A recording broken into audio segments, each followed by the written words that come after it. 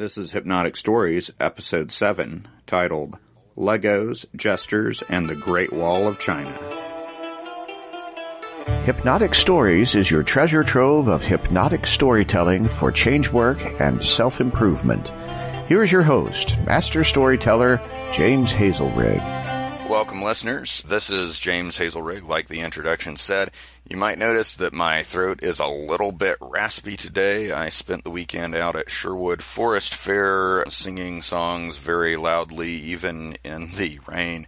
And so I have a lot of dust and a lot of cedar pollen on my throat right now. But I could not pass up this opportunity to interview my first guest for this podcast.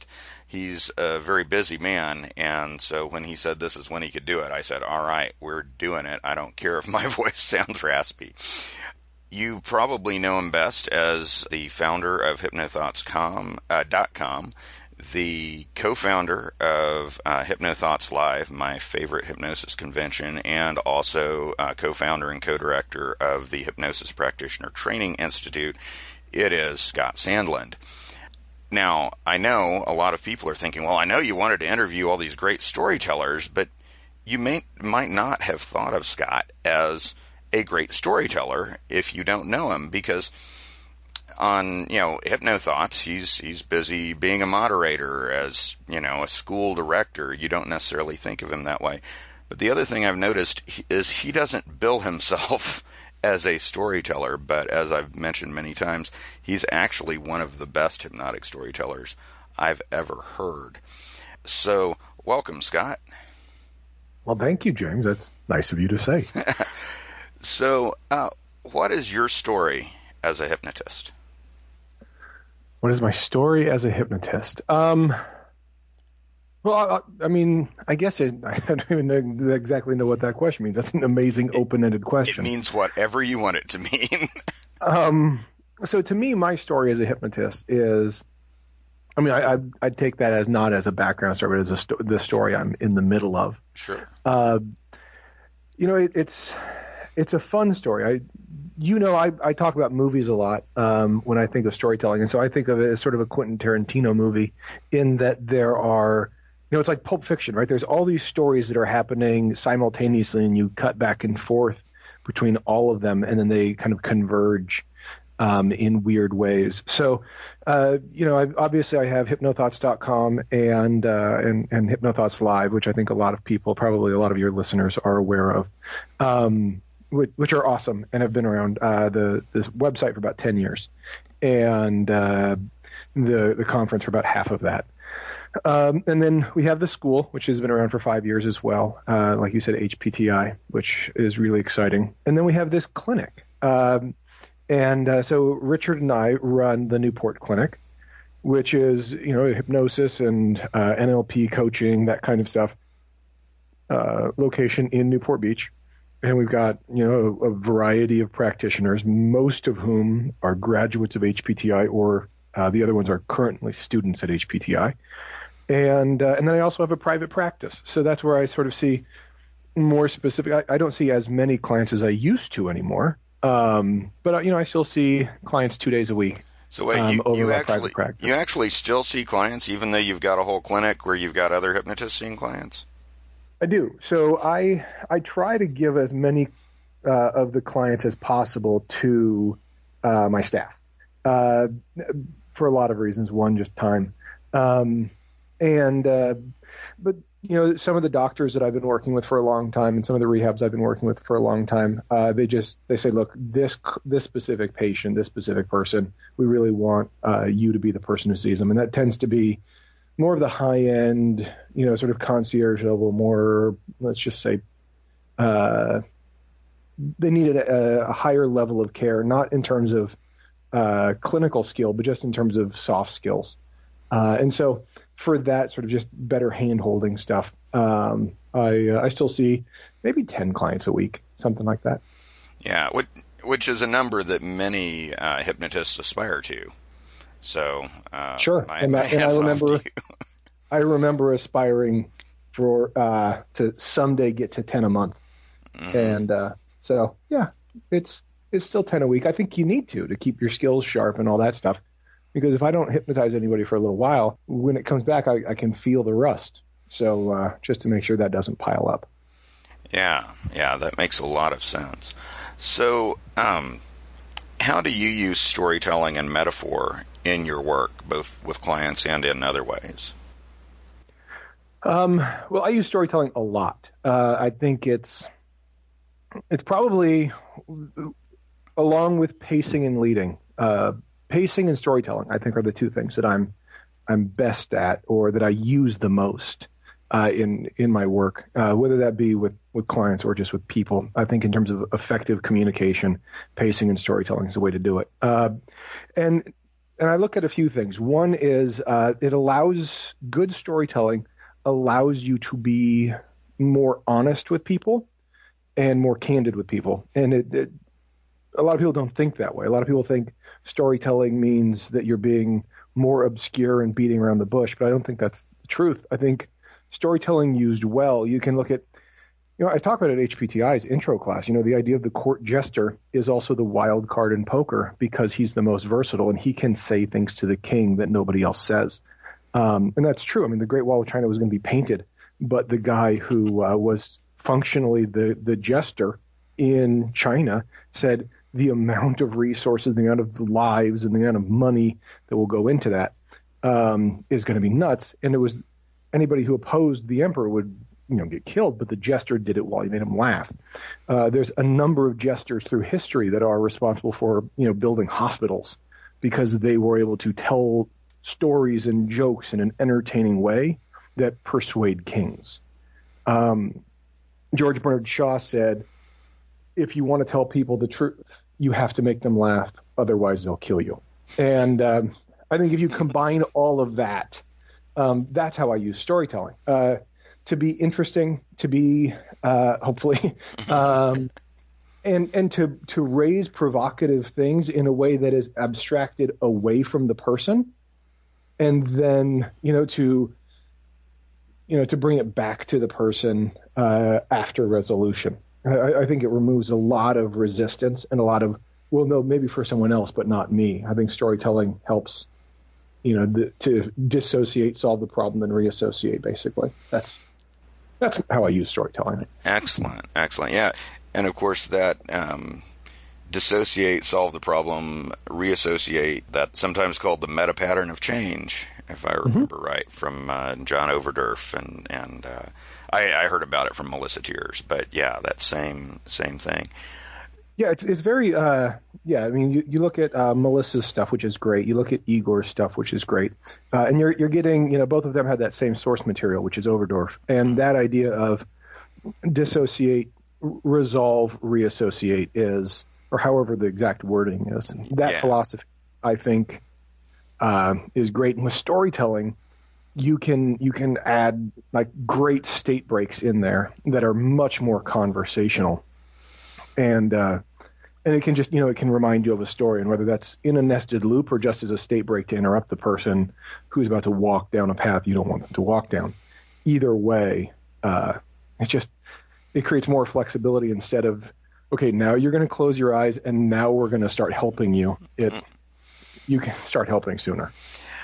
Yeah, it's so interesting what you say about the state break. And one of the things that I remember about your storytelling, because full disclosure, I was a student at HPTI, and that's where I realized that Scott was such a brilliant storyteller, and partly because you were so good at launching into a story without announcing, hey, I'm telling a story, which is something I typically do, because I came up as a storyteller. And but no, it just seemed like Scott was just sort of talking about things, and then 45 minutes later we would all realize, wow, this was a brilliant metaphorical story that had us all sitting spellbound. But I remember you would throw in these pattern interrupts, and I wonder if you could say something about those pattern interrupts in stories. Sure. So I use a couple different kinds of pattern interrupts in stories, but the one that I use probably more often than other hypnotists is laughter. I really think laughter is a great pattern interrupt and jokes. Because the whole idea of a joke is, to present something that, really generates anxiety and then relief, or something that is, upside down from your expectations. And I've mentioned to you before the idea. There's a British comedian named Jimmy Carr, who's a funny one-liner type guy, and he's good at being sort of offensive and blue material and all that stuff, which is great. Mm-hmm. And he's really good at it. But he wrote a book on the history of comedy, and it's not a funny book. It's a research book. It's a nonfiction, just interesting set of research. And in reading it, he talks about the origin of needing comedy, and he calls it the aha and the ha-ha. And there's this idea that, realizing a connection or disconnection between two things is an important part of, our brain's ability in evolving and surviving. And that's why it's connected to dopamine and serotonin and sort of just conditioning us to enjoy it. But bringing that into, state breaks that I do with clients and things like that, if you can get a client to laugh, like I said, the George Bernard Shaw, make people laugh, otherwise they'll kill you. It changes the mood immediately. And if you can get someone to laugh at their situation, it's not as depressing. It's not as overwhelming. It's something that becomes approachable. At HPTI, that's a really hard program, to be honest. And you've talked to a lot of them, and you were there. There's a lot of people. People graduate from HPTI, and then I say, well, so what are you going to do now? And they say, I think I'm going to just take a couple months off to rest, because it's it's a demanding program. Yeah. And so one of the things that Richard Clark and I talked about frequently during the first year, during the first week even, but then during the first year throughout, he would just kind of look at me and say, they need a little something. He goes, and not necessarily these words, but the idea of we're losing them. It's they're burning out, they're frustrated, they're sick of learning about biochemistry, and they want to know how it applies to them. And so my job would be to pull people back on track. And so it's a pace to get them, connected, and then you pace into a dissociation, and then from the dissociation into an aha ha ha. In that aha ha ha, there's release and relief. In that release and relief, you associate back in, and then you go into motivation, and that pulls people through a process that good movies pull you through. And in pulling a person through that process, it gets them ready to move forward. Yeah, and you mentioned good movies, and this seems like a time to throw out a little gem I believe I know about your background, and that's that you studied filmmaking in college, did you not? I did. Yeah, I have a degree in film. Yeah, and I just think that's really fascinating, because of course everybody assumes that someone who does clinical hypnosis is going to have a psychology degree. And of course, my degrees are in studying literature, and it's all really about how to tell a story. And both of our degrees are in storytelling, functional. Yeah. But you mentioning that situation and the way that you use comedy at HPTI, I kind of have to tell a story on that. I was in the first cohort at HPTI, and in 2012, and I know you know this story, you were there, but I've got to tell the listeners about this. Sure. And you and Richard were still working out a lot of the timing as to how long a particular course should take and how much time we needed to learn something. And so we had just spent 2 weeks studying what could easily have been a month or more of material with a particular hypnotist whose name I won't say, but it's Brian David Phillips. And By the way, we changed that course to a 1-month course. I know. Yeah. Immediately after that year, yeah. So anyway, we were all completely shell-shocked. And I mean, the expression about trying to take a sip from a fire hose doesn't even apply. It's like you have the whole fire department. And we were all just completely shell-shocked when it was time for live class, where we would all get online from all around the world. And I remember that breaking protocol, breaking what we expected, Brian was not on that call. You and I think Richard were, and maybe I can't recall whether or not Richard was, but anyway, and basically you told us some really outrageous stories that were I mean, right on the edge of kind of inappropriate, but actually totally appropriate. Beyond the edge of inappropriate. Yeah, I mean, yeah, there were some really outrageous stories, and you had the entire class just laughing, and we needed that release so badly in that moment. It was really amazing. Well, it's interesting because that experience. So, Brian was sick, and I mean, he was really sick. He had this horrible bug that it wouldn't go away, and he was trying to be a trooper and push through, and he just said, "Look, I can't. I'm dead." And Richard contacted me about 2 hours before class, and he's like, "Look, I've talked to like 5 of the students, and they're all we knew you guys were fried because we knew how hard the class was.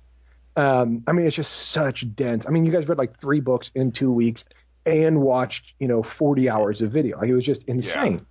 Yeah. And a really dense material, really interesting, but hard. Great stuff. I mean, it was a brilliant class, one of the most valuable, but wow. It's a difficult class at 1 month, right? I mean, I mean, it's like a college level summer school class that you try to do in 2 weeks, right? Yeah.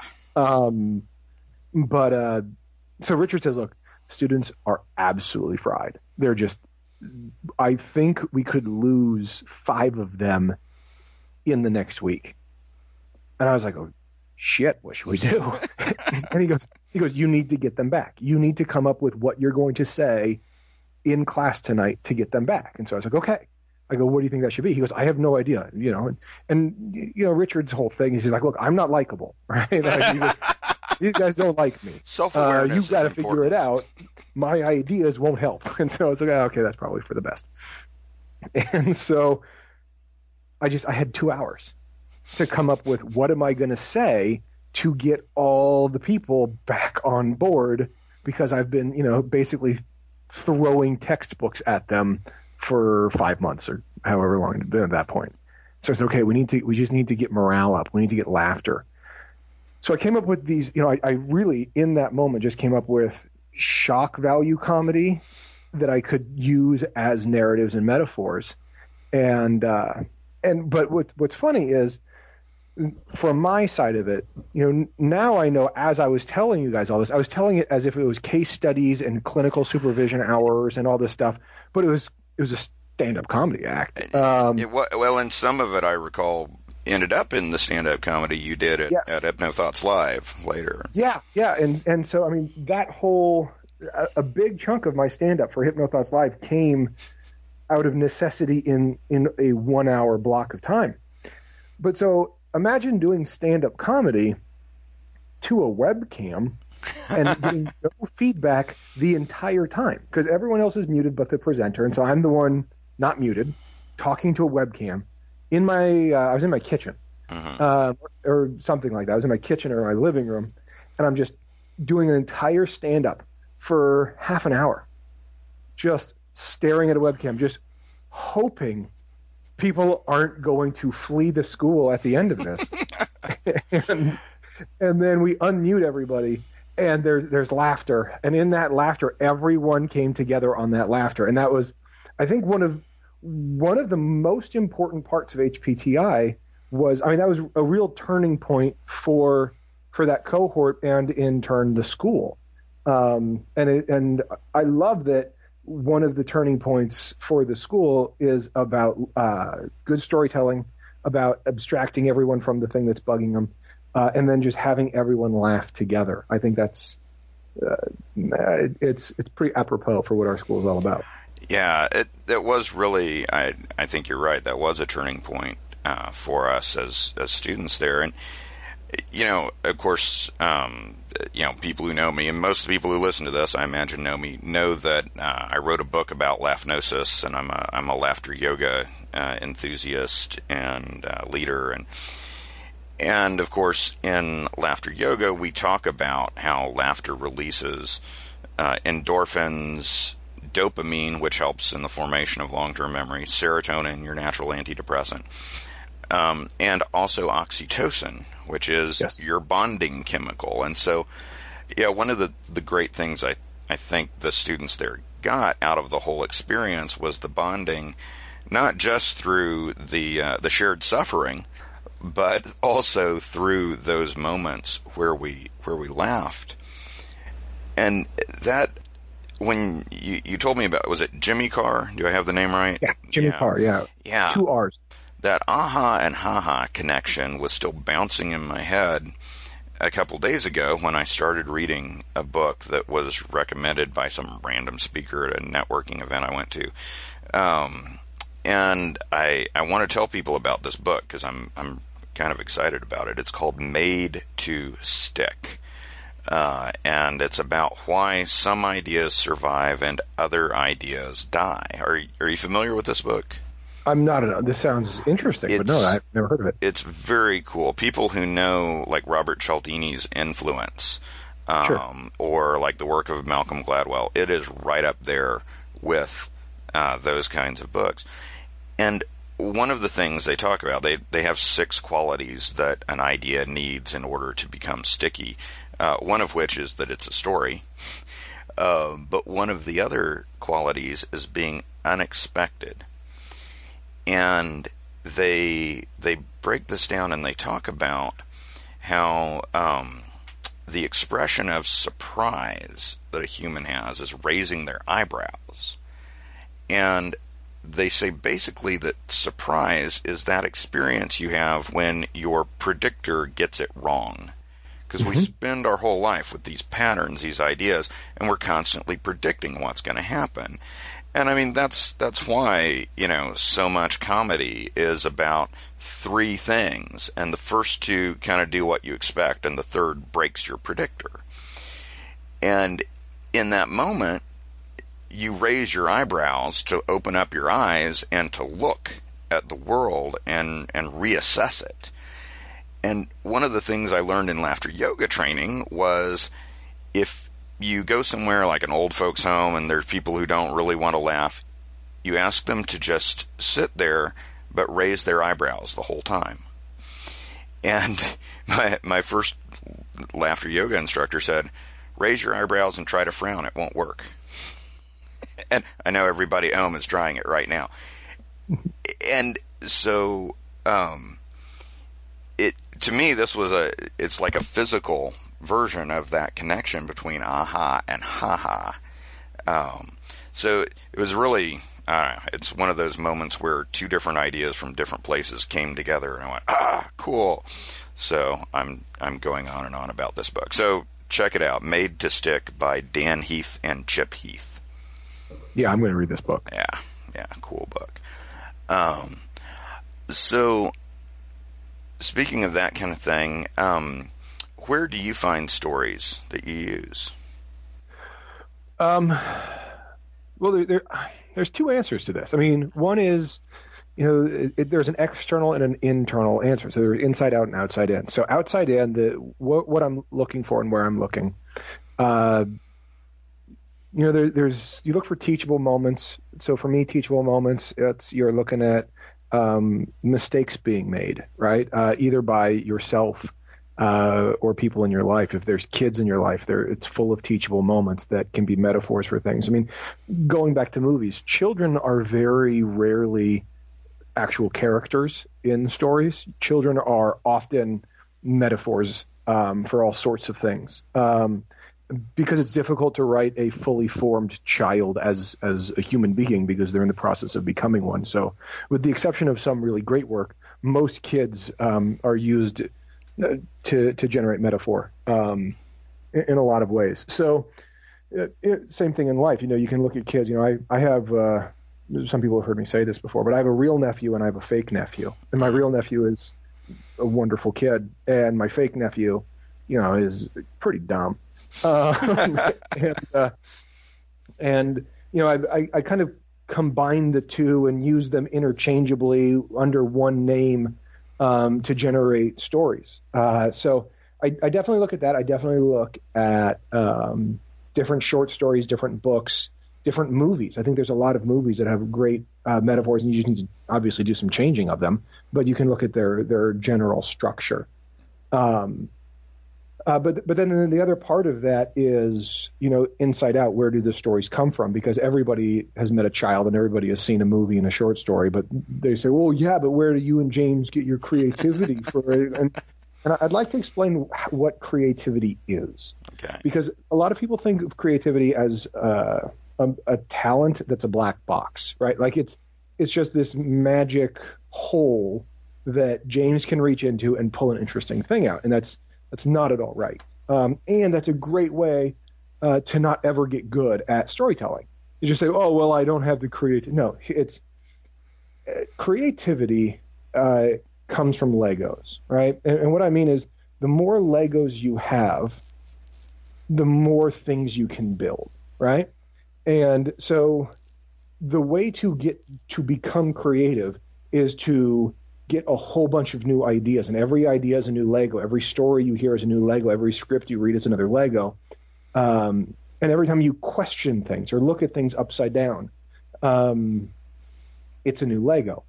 And every client you see is you putting things together and taking them apart, and that, also adds a Lego. And so the idea of when I want to be creative, I can turn and look at all the Legos I have and build something based on those. Now, some people have more Legos than others, but that's because it's been earned. It's been acquired.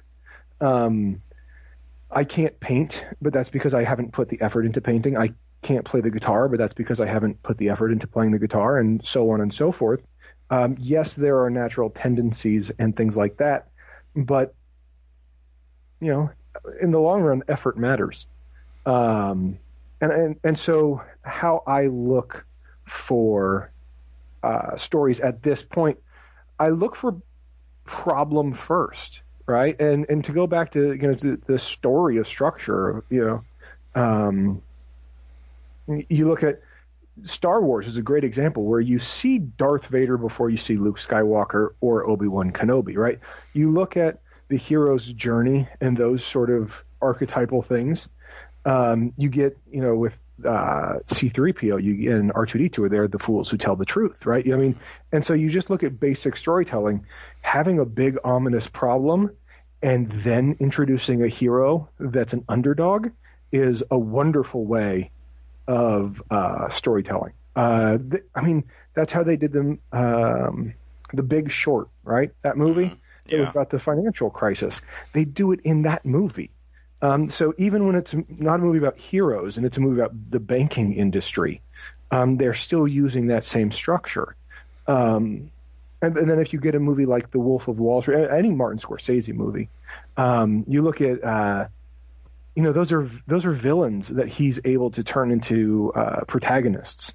And I think that's a really interesting thing. And the work I do in drug rehab centers, I'm often working with the villain in stories.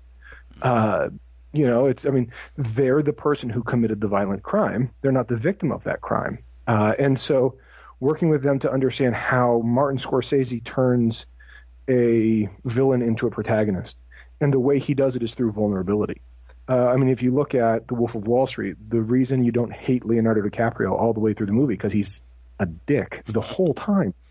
But the reason you don't hate him is because in the very beginning of the movie, he's vulnerable.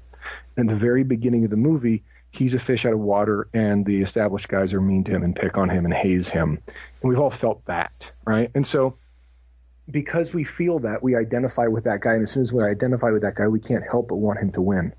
And it's a trick. It's a storytelling trick. I mean, that's why the Karate Kid has to be new in town, right? I mean, I grew up cheering for the Karate Kid, but I didn't have a life like his. Like I never moved growing up, and I was pretty good at sports growing up, and I had friends growing up, and I was blonde growing up, so I was more like the bad guy in the Karate Kid than the good guy. Right. But I can cheer for and the bad guy in the Karate Kid was just some guy who, went to high school and tried hard at karate, and then this new kid showed up and took his girlfriend. And, yeah. I mean, jerk, but whatever. I mean, it's a tricky situation, but I only cheered for the Karate Kid because he was the one who was vulnerable first. And so when you look at that, I think part of good storytelling is the state break, but it's about connecting with vulnerability. I mean, I believe the subconscious mind seeks catharsis and closure, and really wants it.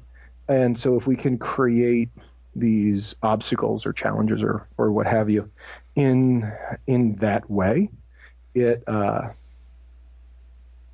just creates so much possibility to have that person really grab on. And that's how you get a person to care about a narrative, is with that vulnerability. And I do my best with my clients to demonstrate that sincerity and vulnerability, either about myself or the character in the story that I'm using, usually that one and not about myself, with some exceptions. But playing it that way gets a person, they can't help but buy in. I mean, it's the trick that's made Martin Scorsese, a millionaire, a multi-millionaire, and make great movies. It's the trick he uses. And that's why it's so hard to make a good Superman movie. It's the same thing. It's very, very difficult to make Superman vulnerable. Because the whole idea of his character is that he just is invincible. And that's why it's hard to care about anything he does. That's why other characters like Batman or Spider-Man or Iron Man, all of them have to be orphans, right? That's why every Disney movie. Yes. My wife and I just tried to watch the new Pete's Dragon with our kid. And, 3 minutes in, the parents are dead in a car accident. And, I mean, obviously he's a little boy raised in the woods by a dragon, so something went wrong.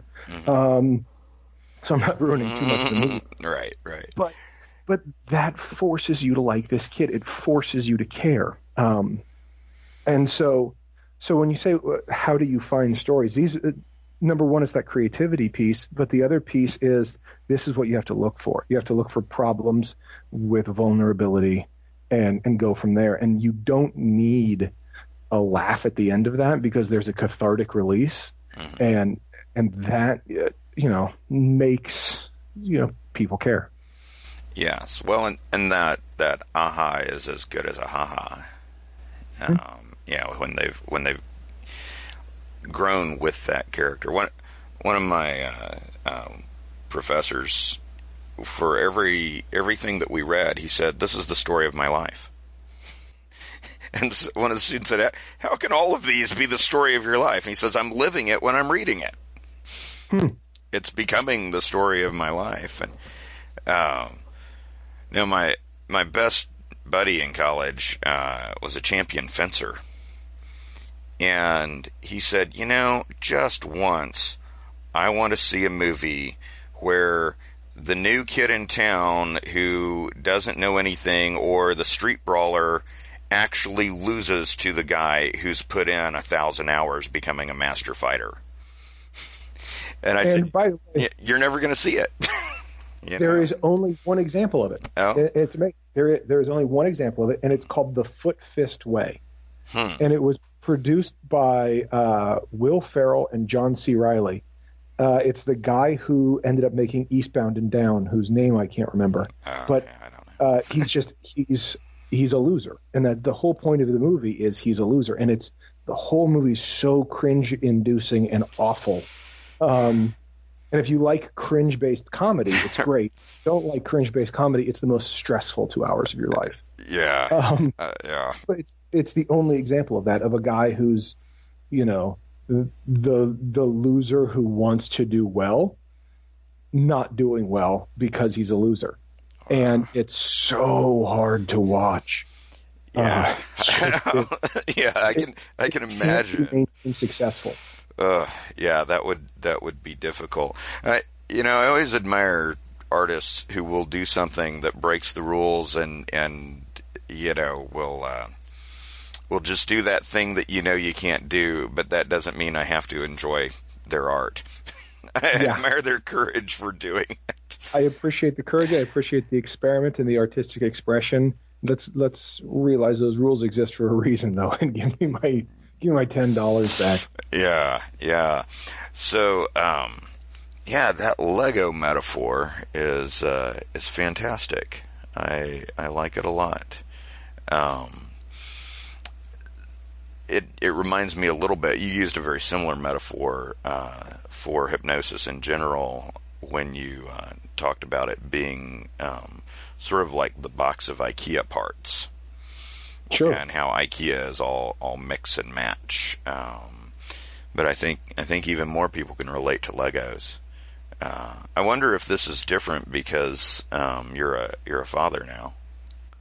Well, I think it's actually different because I've had to put IKEA together with others now. And when I came up with that metaphor, I'd only put IKEA together by myself. Right. And so I only had myself to grapple with things. Yeah. But assembling IKEA with another person, I mean, that's just such a bad idea. And so I've come up with Legos as the solution to that. Nice. Yeah.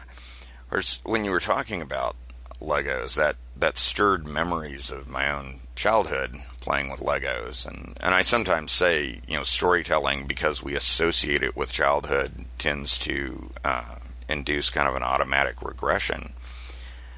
The thing that I remember though specifically, I was a kid when Legos didn't have faces and they didn't have cool wings and parts and all of that, and also the Lego set I had was the one that had been passed down from my oldest brother, who's 9 years older than I am.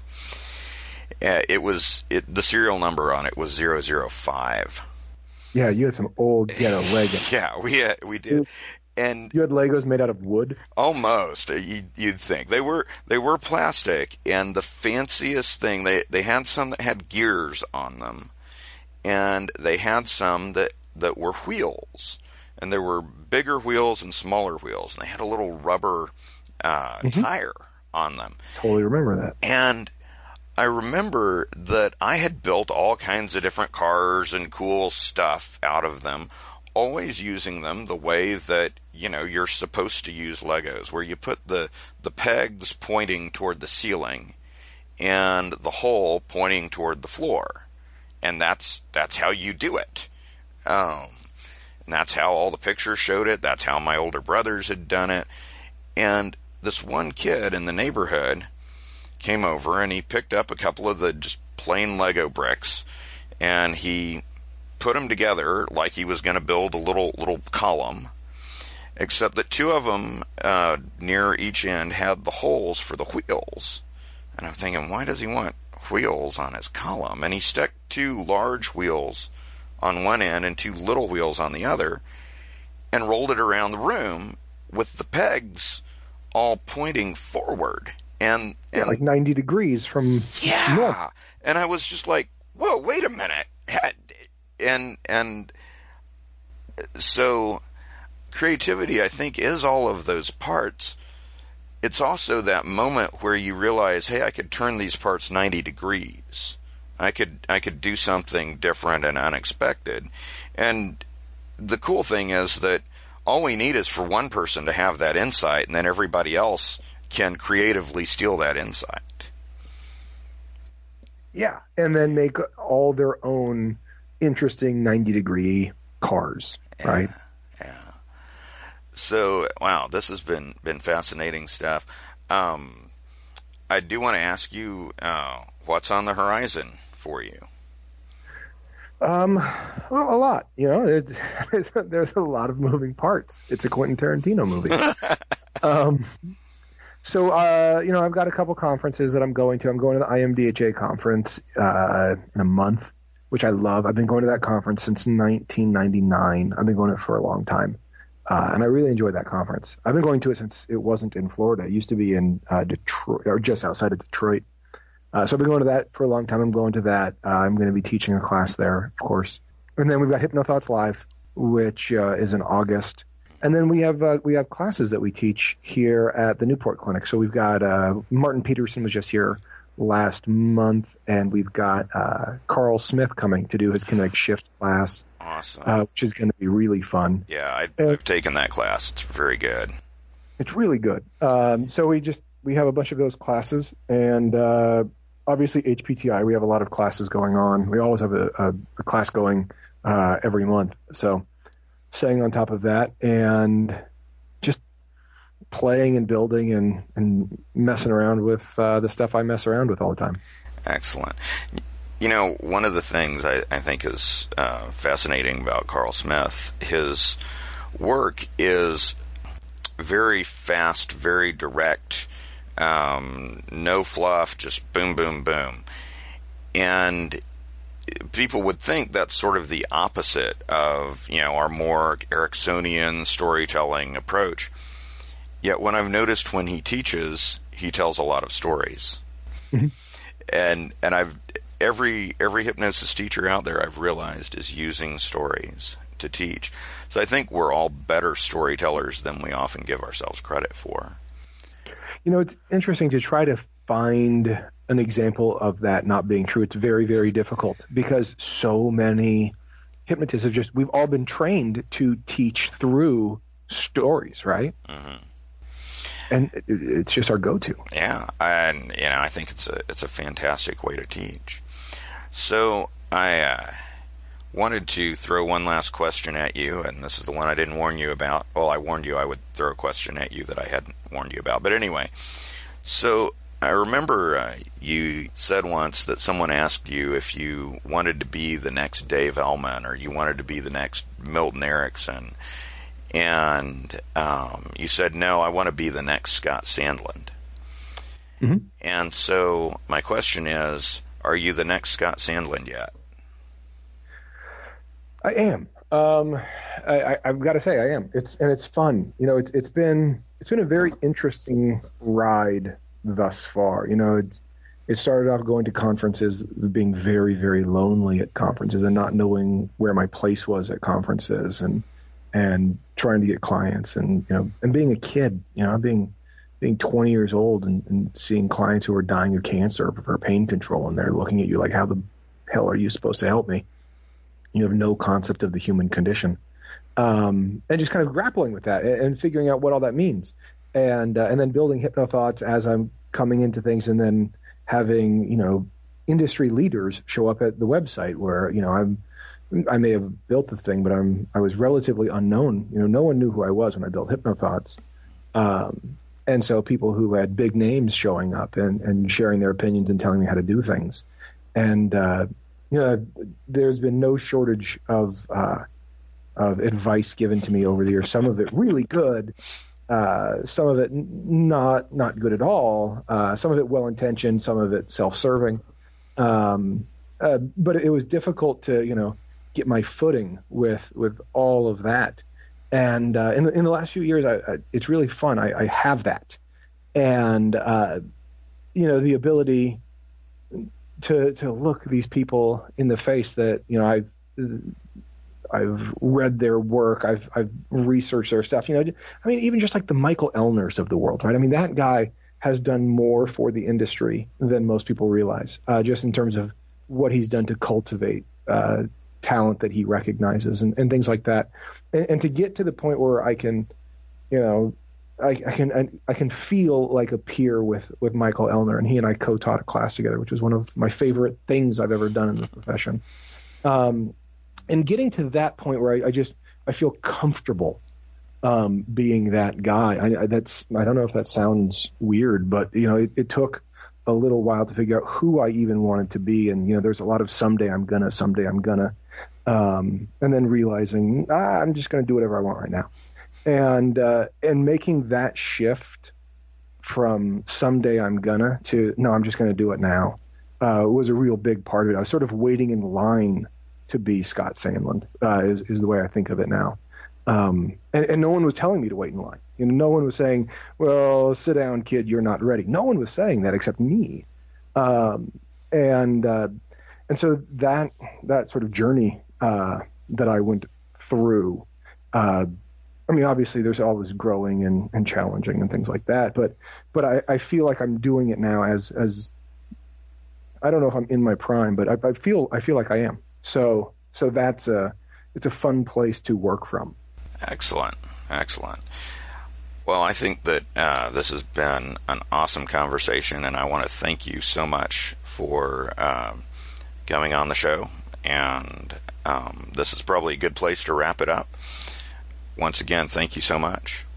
Thank you very much. It's been a lot of fun. Thanks for listening to the Hypnotic Stories podcast with James Hazlerig.